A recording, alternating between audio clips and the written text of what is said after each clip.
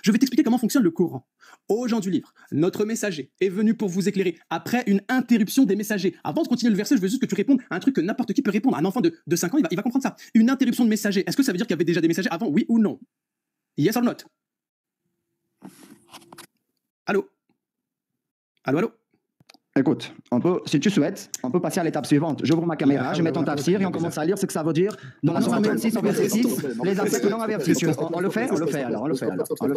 On le fait. Parce qu'apparemment, tu ne veux pas me dire qui sont le peuple non averti. Tu veux pas répondre à Salib, c'est pas trop ça. Hein. Non mais là, c'est pas trop ça quand même. Concentre-toi s'il te plaît, regarde. Je te repose. Regarde, là, je continue la sourate 5, tu vas comprendre l'histoire des ancêtres, c'est très simple. Sourate 5, verset 19.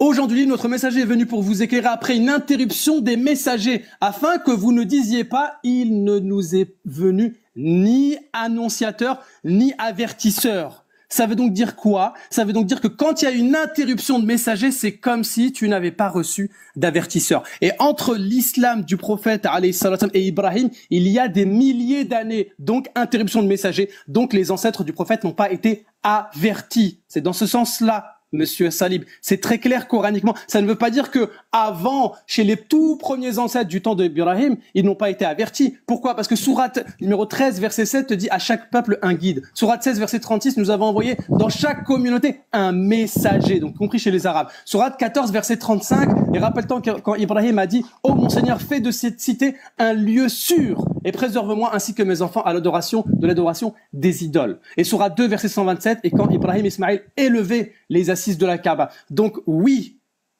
les Ibrahim alayhi salam et Ismaël, ils ont averti leur peuple, mais entre-temps, il y a eu interruption de messager. Or, sourate 5, verset 19, te dit qu'interruption de messager, eh bien, c'est comme si tu n'avais pas reçu d'avertisseur. Fin de la discussion. On revient sur Joël 17, 20 maintenant.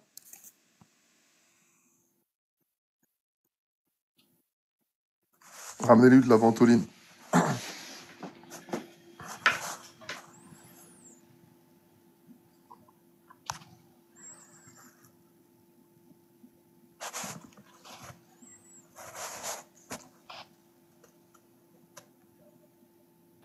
Super, on peut avancer?